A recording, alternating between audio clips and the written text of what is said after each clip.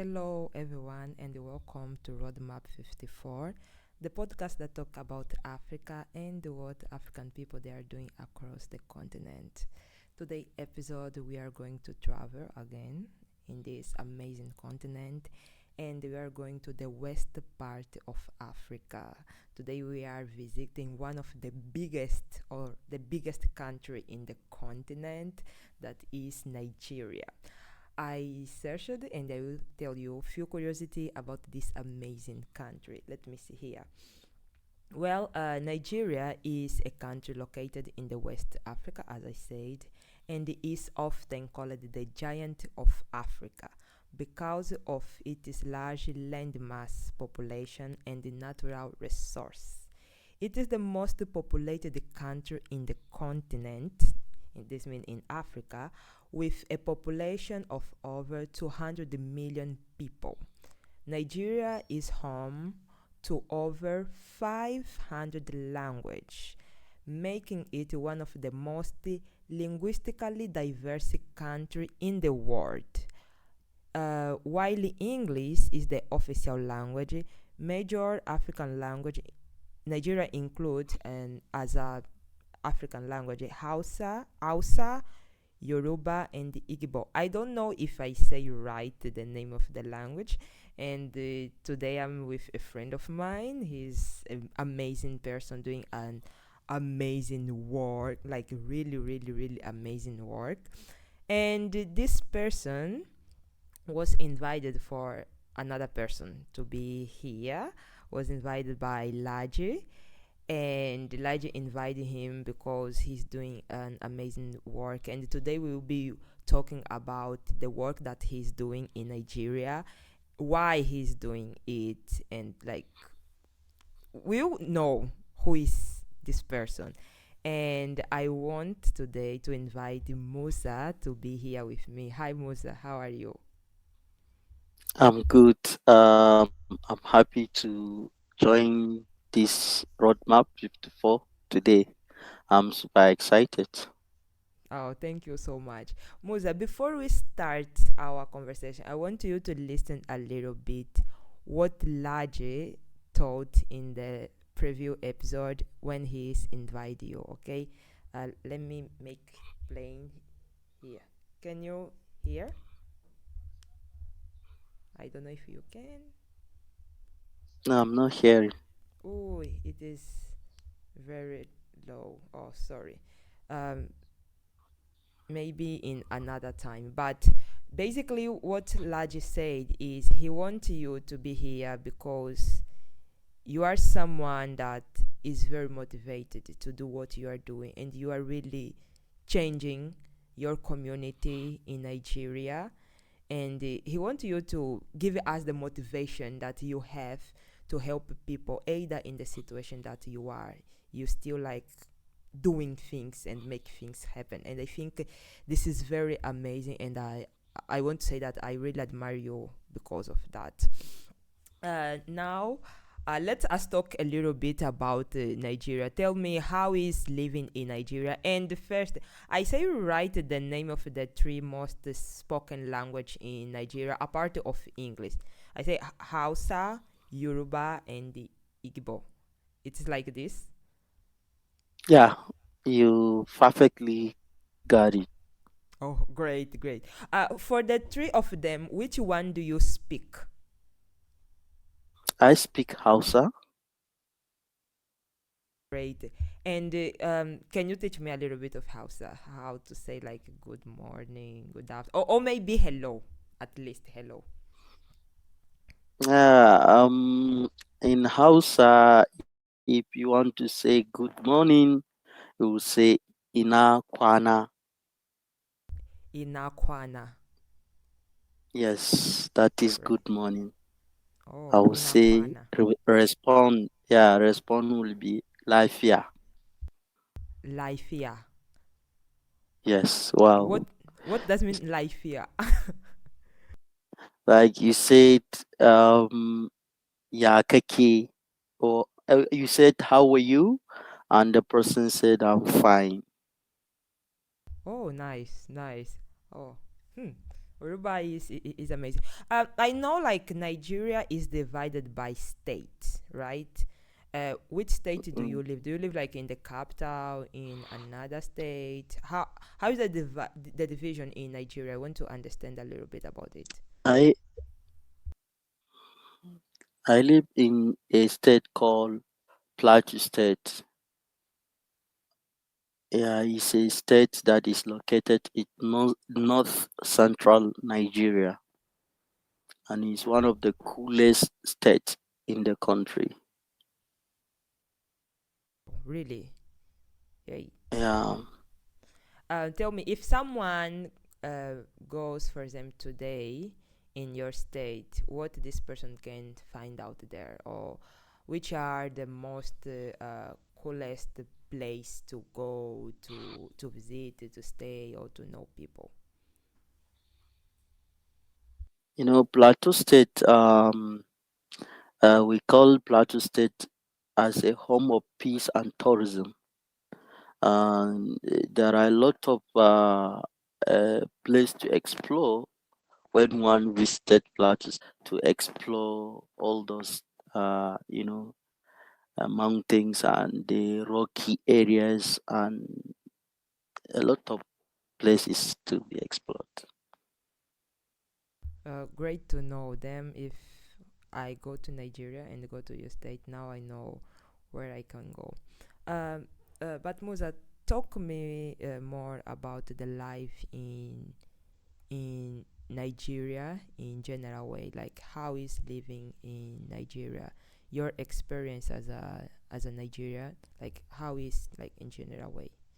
I want like your own view, The different of. line is a little bit breaking. Uh-huh. Can you hear me? Uh, Hello? yes. Can you hear me now? Can you talk clearly? Okay. Can you hear me? Yeah, I can hear you now. Great. Yeah. Great. Yes. I was asking, for example, like how is your experience living in Nigeria? Like I want your own viewpoint, not what I see on internet or on social media, but you, like how is living in Nigeria for you? Yeah, I will quite say that living in Nigeria is one of the best moment of my life. Not because the system is perfectly working, but because of the fact that I'm a person who sees opportunity in every situation. So whether the system is perfectly working or not, I'm a kind of person who have the belief that for the world to be better, there is a need for people that will devise innovative solution to the challenges and make the world better. And Nigeria is not an exception. So for me, living in Nigeria is quite awesome and good. Good to know. Very good to know.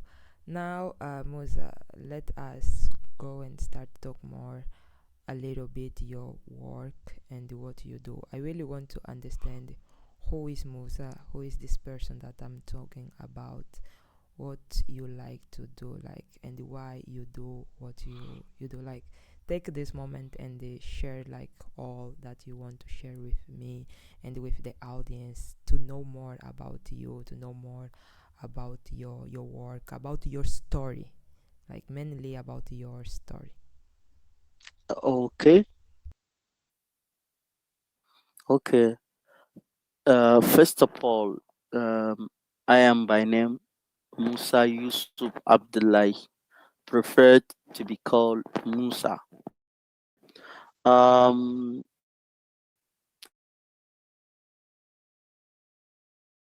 a polio survivor. Um, I was at the age of 5 that I was diagnosed with the virus called poliomyelitis. And in Africa is one of the virus that have, you know, killed a lot of children and left many with paralysis of the whether lower limb or upper limb. You understood? So we do all what we could.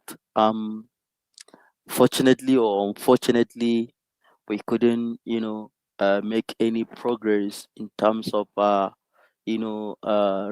restoring my ability to walk with my leg as any other child. So that's where the journey begins, and then the family has experienced a moment of adversity, having a child with uh, this condition, and that was the first time the family is having the child. So the journey continues, with all the new experiences, lifestyle have changed, and then as time goes on, I begin to grow up, and some people start talking of education, and some people believe that a child with disability cannot be meaningful in life. Therefore, the only thing that can be done to me is to send me to street for begging for alms. But I thank God for my life and for my parents. They didn't believe that a child with disability should go to beg on the street. And uh, they took me to primary school. And as Nigeria, we are running 6-3-3-4 system of education. So I went to my primary school. I spent 6 years in primary school, and I have able to graduate from primary school. And from there, mostly in the community where I come from, most children stop schooling after primary school. But for my case is different. I have to, look for a way, because I happen to come from a very humble background. I mean, yeah, a real humble background. So I have to be, saving the little money I'm getting, either from people, either from, whatever I do, I save money. And by the grace of God, I went myself, approach a principal of a particular secondary school. In Nigeria, we call it secondary school, like a higher school. So, and I approached him. I said, "It's exactly getting to 3 years. I've graduated from primary school, and then time is not in my side, and my parent cannot afford taking me to school, and this is what I have." He said, "Okay, I don't mind collecting what you have, and go and get white shirt and trouser and get books, then resume to school on Monday." I could remember it was a one fateful Friday. So, as I was waiting for Monday to come, the state where I come from, Plateau State, experienced civil unrest emanating from the ethno-religious conflicts. So there was a crisis on town which affected the whole activities in the state, and therefore there was no school was closed. So I have to wait for couple of months to school to resume. So I joined school. I started my junior secondary school, and I've able to graduated from this junior secondary school, which is 3 years. So and I've been able to do so while crawling with my hands, like to crawl from home to school, overcoming trenches, feces, and then while getting a derogatory remark from neighborhood children of neighborhood, calling me with all sort of names. Some can decide to call you cat, in local language say kulia, that the meanings of cat. Some will say dog because I'm walking like a dog. So but I don't mind. I because of the zeal, uh desire and willingness to pursue my education, I remain steadfast. And my journey continue also from junior secondary school to senior secondary school. We call it SS1 to SS3, and I've able to graduate it. And then the entry level to graduate it from the school is to write a WAEC, West African Examination Council, you know. But to my case is still different. I was not financially buoyant to register myself to write that exam. So I have to struggle with the help of my mother, have able to secure the money to write the exam. Unfortunately, my name was not registered. I don't know the reason. I started writing the exam without an examination number. So I now approached the my school management, asked them to be sincere with me. How can me be writing exam without examination number?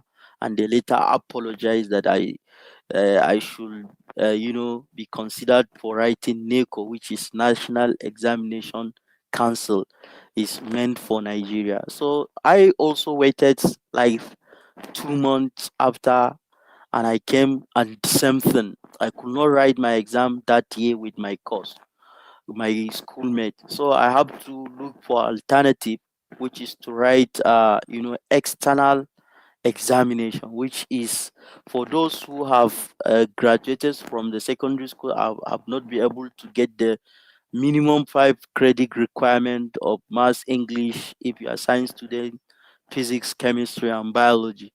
But I have to do it like that. So after I've written my exam, I'm able to get 5 credit, which uh, earns me admission to study diploma in community-based rehabilitation at the prestigious University of Jos, which is a federal institution in Nigeria.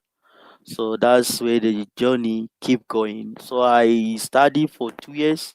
I become a I was certified as a community-based rehabilitation officer, and then I now proceed to my degree, bachelor's degree.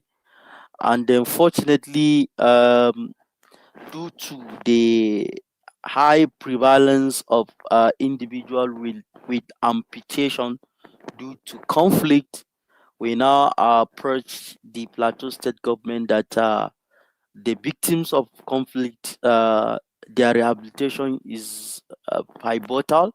Therefore, there is need for people to, travel to Malaysia for international technology transfer, so that they can come back and, fabricate and fix their legs and provide all rehabilitation service aimed to integrate them back to society. And luckily enough, the governor have listened to the cry through the Fatima Reverend Sisters Generalate Association of Plateau State. So they got us a sponsorship from Plateau State, which I traveled to Malaysia for a professional uh, course on fabrication of prosthetic and orthotics. For some that doesn't know what that means, is the fabrication of artificial limbs. So I stayed for 2 years. Myself, I'm a friend, and a friend of mine, Lawrence, who we studied together, and we were certified as a prosthetic and orthotics technician. And then that we came back, after which we expect that government will go on with the initial plan of setting up a center where we can provide the service. Unfortunately, government play politics over it, and then I stayed, without anything doing. So on my own thinking,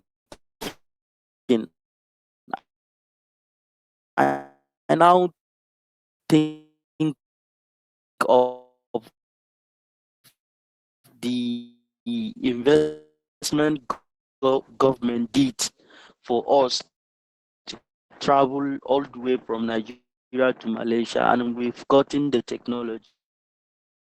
But people are still suffering due to the lack of facilities, lack of absence of rehabilitation service and essentials. So it is on that that I co-founded a center called Musa Yusuf Abdullahi Consult, where I begin to mobilize resources, locally available resources, and set up the center 2023.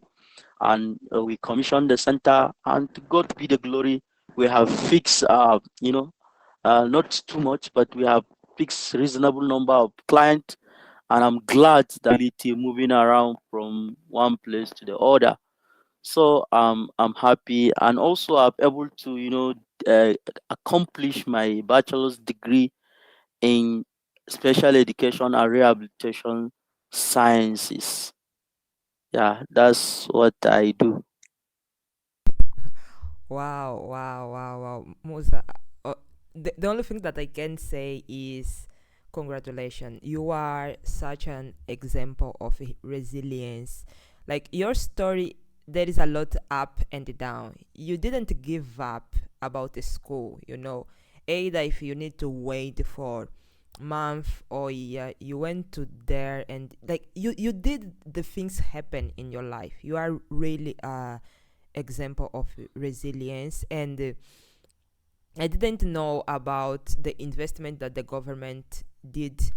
And you didn't take only this knowledge for you. It was like, okay, now that I'm come back home, what I can do with this if we are not receiving more support, like what I can do. And you started helping people. You saw a problem, and you made a Hello. solution. Yes, can you hear me?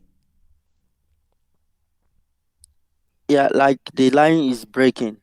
Oh, okay. And now, can you hear me now? Yeah, I can hear you.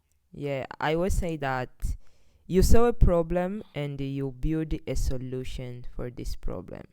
You aid with your disability. You are like helping other people be able to walk, be able to move their hands again. And I think this is amazing. Like, this is really amazing, the work that you are doing.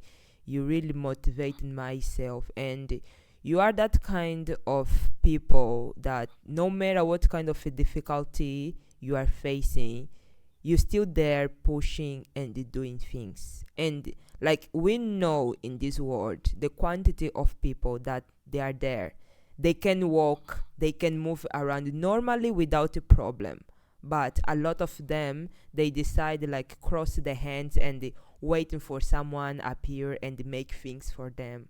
But you are you are really a real, how can I say, a real person that show to us that no matter your disability, no matter your problem, we still need to be able to do something. And mainly the things that we are doing, we really need to help other. I want to say you like congratulations, like really in the bottom of my heart, congratulations for your work, and keep it doing it, like keeping helping people in Nigeria, keeping sharing your knowledge with others. This is like really amazing. And I really would like Thank to you. know, you are welcome. I would like to know in your firm, like, uh, how many people do you work with? It is you more like, do you have already employees that they are learning how to do the prostheses? Like, how is this experience with you, like teaching other and making them make other people happy? I at the moment we are not yet recruiting people to start teaching them because of the nature of the technology. We are still struggling to see the shop is equipped with modern equipment because as I've told you earlier, I'm able to mobilize and improvise some, using local available resources. For you to set up a prosthetic and orthotics center, it's capitally intensive. Therefore, there is lots to be done so that we can properly engage people. Because at the moment, if we engage people, it may be, um, somehow inadequate. Is because of the technology I learned and the resilience I have and how passionate I am to provide the service. I'm able to do what I'm doing. So at the moment, it's only myself and the Lawrence Emmanuel, who is my colleague, that we are. Although we have some people that when there is work to do, they assist us in one way or the other. As a person with physical disability, movement is one of the fundamental problem. Therefore, I used to call them around so that anything that has to do with moving from one point to the other, they will be of help. But it is in the plan that if I'm able to expand the workshop and then able to equip the workshop, we will definitely recruit people and teach them, looking at the prevalence of people that are in their need of the service. So we need more hands to put on deck and expand production and services. Uh, this is true. I would like to know, like, how was your experience when you went to school in Malaysia, if I'm not wrong, to learn how to do the prothesis? Yes, can you hear me? Okay.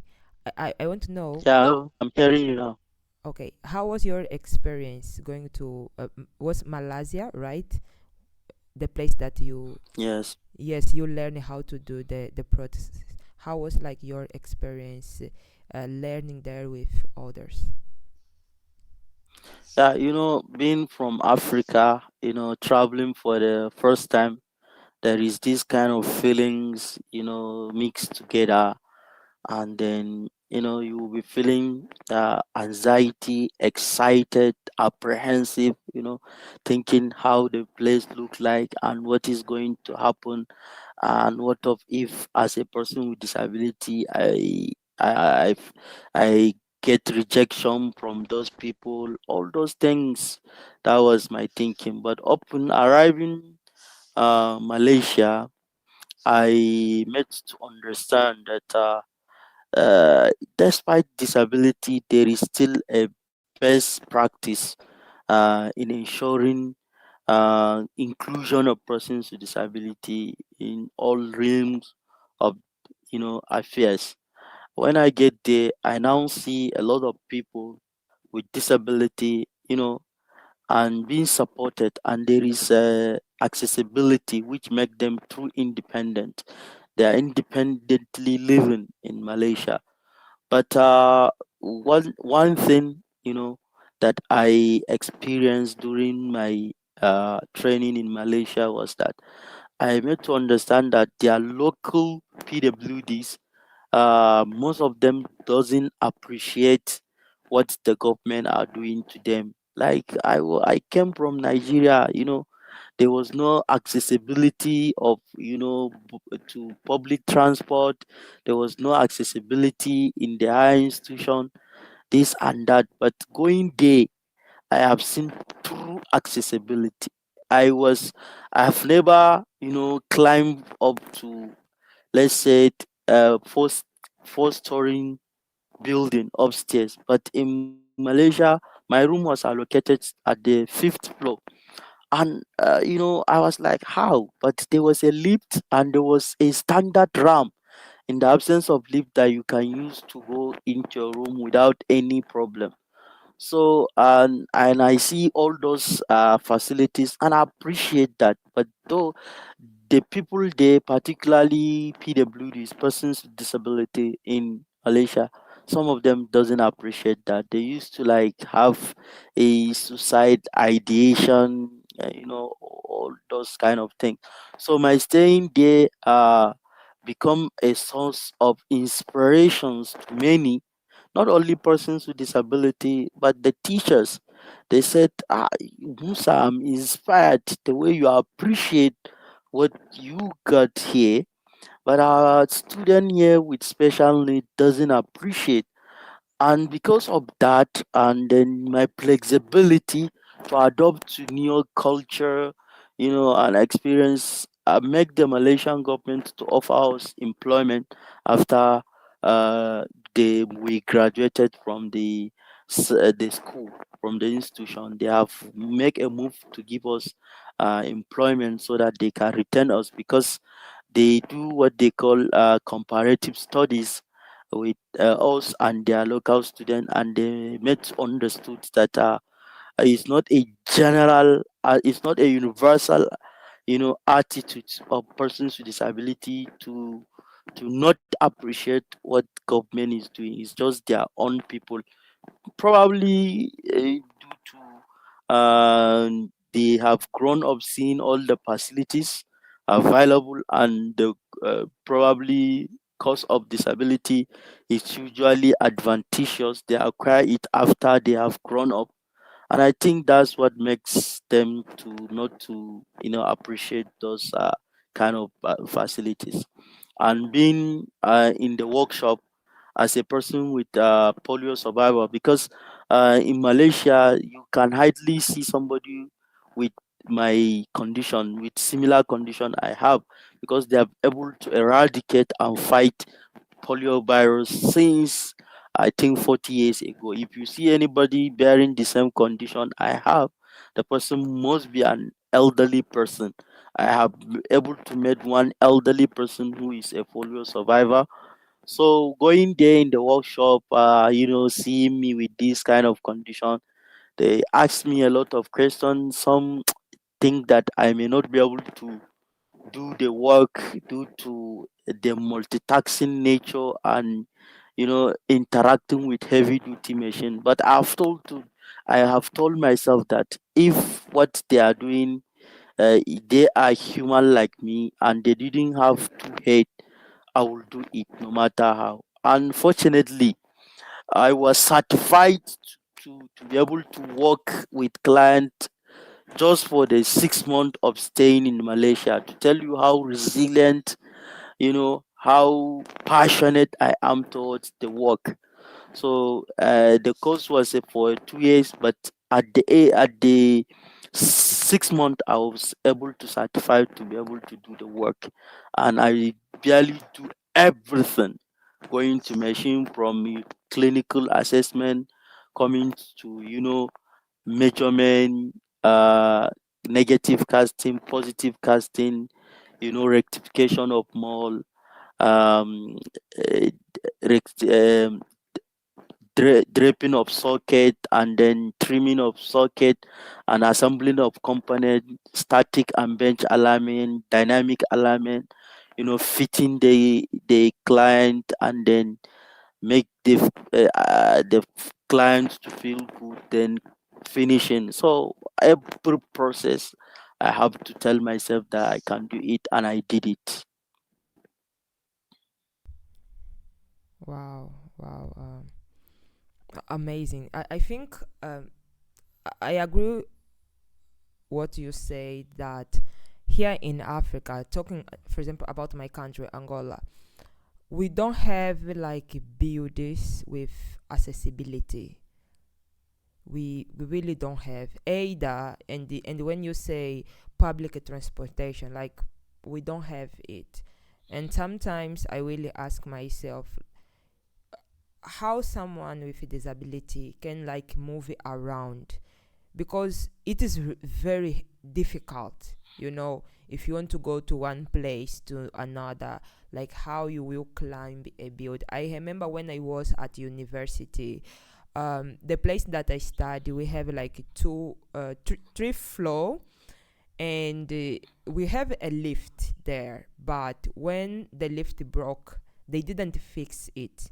And at my university, we had like two colleagues with a disability, and I remember that it was so difficult them to go to class, because all the class they was in the second floor, and like every day we really needed to help them like take the chair for one place to another and help them climb.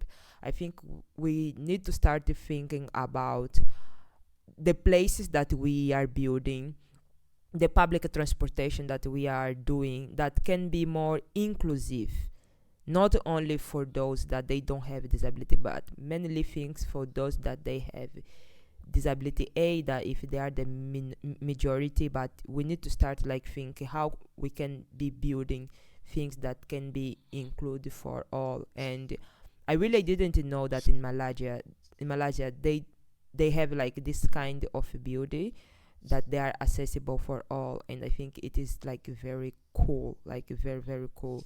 They build their sitting things about it. I think here in Africa, I don't know in the all 54 country which country they are really building theirs. They are sitting thinking about it. But for example, my country, unfortunately, we don't have a builds like this. And I think this is sad. Very sad. Yeah, this is very sad. And tell me more a little bit, in the area that you are working, helping people, doing protests for people.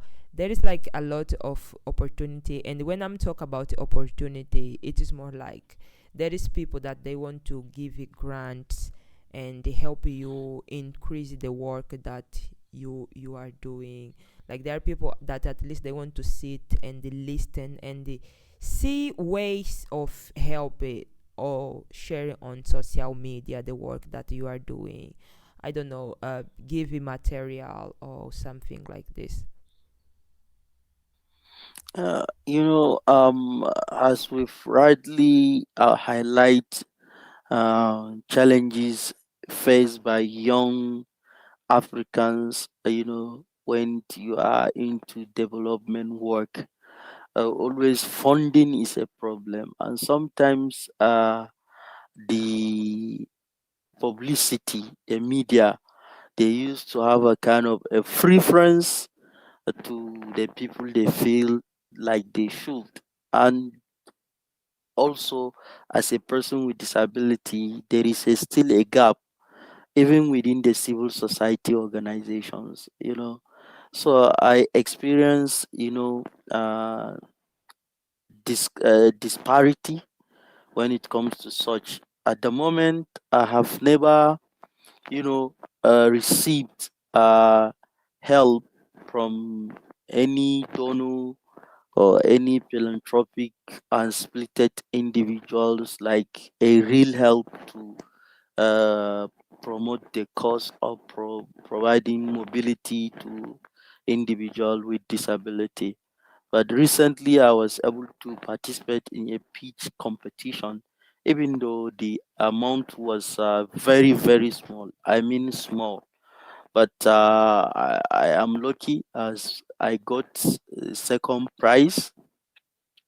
The pitch competition was organized by the Mandela Washington Fellowship Alumni Association of Nigeria as part of the activity to celebrate the 10-year anniversary legacy conference. So I run and I won the second prize. But aside that, I am yet to get support, but I'm pushing, and I that is why a podcast like this is very key, because it will increase the visibility. Probably somewhere, somehow, is having the resources, looking for someone like me to invest into, but unfortunately, he doesn't know how and where to get me.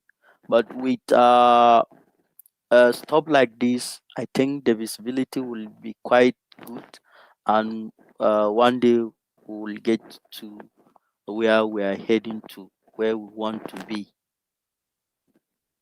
This is the main idea and purpose of this podcast, is really be able to share the story of what young African people they are doing across the continent. And if there is someone that see it and they want to help, the person can go through you and really help. Because I think here in Africa we are really working hard, and the aid with a little resource, we are doing things like we are really doing things and we are making things happen. As I said, you are a resilient guy. You are an example to follow. You are someone that no matter the difficulty, you go ahead and you do things. And I think this is amazing. And a lot of young African people, they are like you. They are trying. They are Yeah. doing things. Yeah. And we need really to start showing it and see if we get more help from African, from people in others continent, other countries. And we need to be able to start sharing our story. And someone from Botswana, for example, that they don't know that in Nigeria there is someone that is called the Musa, and he's doing this kind of work. They needed to know, you know, and Yeah. we need to like sharing, because maybe there is someone in Botswana that is doing the same as you, and maybe this person having more resource. We never know, and through this podcast he can find you and help you in a way, maybe sharing idea how he did it to be in the place that he is right now. Because I think the idea of sharing, the idea of help, it is not only about money, but it is about knowledge. It is about like networking. It is about an advice, that you give to someone, and this can like switch or change completely his life. And like, thank you, Musa, to take your time today and share your amazing story. And let me say, I'm really learning with you today. Like a few weeks ago, I was feeling like, It's a yeah, pleasure to hear that you've learned. yeah, I'm really learning. Like a few weeks ago, I was feeling a little bit down and a little bit tired. I think we all have that day that, oh my god, I'm tired. You always try to do things but nothing happen. Yeah. Looks like everything stop, but you are pushing, like, why I don't give up, like, I can give up, no one will know. But when I have this moment here in this podcast, I'm like talk with people like you. I'm like, no, I can't give up. I really can't, because Wow. we need to if we don't do that, like, who will do for us, like, no one, really, really Yeah. no one. Absolutely no one. Yeah, like, thank you so much for sharing. And after we finish it, because we are almost in the last minute, tell me a little bit about your experience to be in Mandela Washington Fellowship, and now you are an alumni. Like, tell me a little bit, very quickly, your experience going to United States, being in Notre Dame. Like, how was for you this experience? As I've said it, like traveling for the first time as a young African with disability, moving to Malaysia, it was like wow. But my experience going to United States, I was like how I research to see how Notre Dame looked like, because that was my first time hearing the name Notre Dame, Indiana, because I anticipated to be posted to Texas, all these prominent universities. But when I learned that I was posted to Notre Dame, I now Google and I've seen a beautiful and amazing place. So when the coordinators were telling me, Musa, which wheelchair do you prefer to use? Is it manual? Is it electrical? Is it scooter? I was like, I'll go with the manual. But because they said maybe they feel like this one is the ignorant of the environment, he doesn't know maybe the university is very large. It's when I arrive and I see the university is just like a one big town. I say, wow, I would have made mistake of selecting manual wheelchair. I would have been always waiting, trying to catch up with the activities during the fellowship. But the experience was worthwhile, amazing. Very very awesome, because living in that university have shaped my understanding about leadership, about volunteerism, about being selflessness to the cause of others, because I have seen what love mean in the University of Notre Dame. I was loved unconditionally. I forgot the fact that I have a physical disability while during my fellowship at University of Notre Dame, and I most sincerely, you know, thank it, and then John Pinter, Melissa, and the most important, my coach, Professor Clement Walter, who has been so generous to me, availing me 7 times to meet with him in person, guiding me on how best I can pull out resources. And then meeting Mike Mupi is also one milestone that I will never forget. And to my family, Tom, Maritet, and all other community Pult Institute staff, and they are amazing people. The memory still remain fresh in my brain, and I was the shirt I'm wearing is fighting Irish, you see.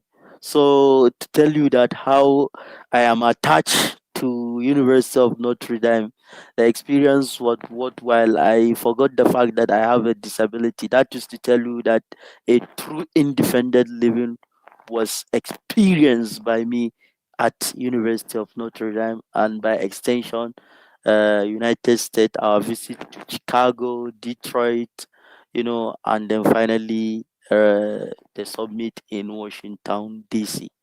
And I look forward to tap into those connection network we met to bring those experience to our people here in Africa, particularly the community of persons with disability, to experience that spirit of left no one behind of the United States. Amazing, amazing. Oh wow. I'm so happy that you really enjoy all this experience. This is amazing. And Musa, more one time, thank you so much for take your time and be here. And we are in the last minutes. And when I finish the podcast, I like to ask my guest, in this case you, to pick someone, invite someone to the other, invite or recommend someone to another episode.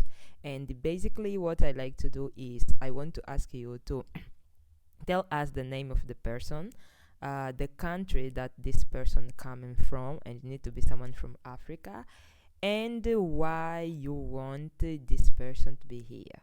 This is the three things that we want. If you don't have the name of the person yet, I can give you a few seconds to think about No, it. I have it. Oh, great! Let's go. Uh, I, it's a honor to me to introduce Robert from Kenya. Why I choose Robert from Kenya? Robert is a person who is an introvert, but with lot of, he's well loaded with lot of technical skills, particularly when it comes to ICT, information technology.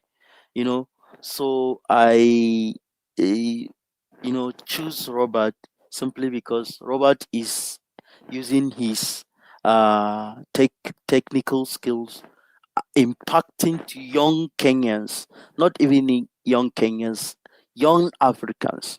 So I would like the world to hear what Robert is doing, uh, even with the limited resources. Amazing, amazing. I will bring Robert in our next episode. Sure, I will bring him, and I will make him listen what you already said. How amazing he is. Musa, more one time. Thank you so much for being here. Thank you so much for your time. And I want you to know. I want to know if you want to leave one advice for young African that they are listening to us right now before we end up our episode. Yeah, my words is find something doing, love doing it. the reward will come later.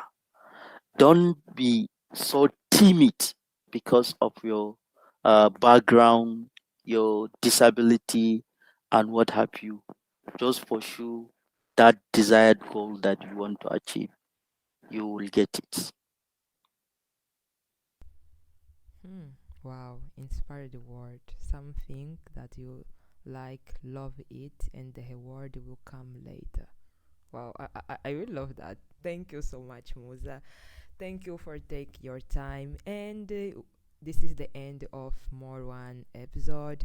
For the people that they are at home and they are listening to us, thank you for more one episode, and see you again in the next episode. Bye bye, and bye bye, Musa. Bye bye. Thank you so very much. Thank you. Bye.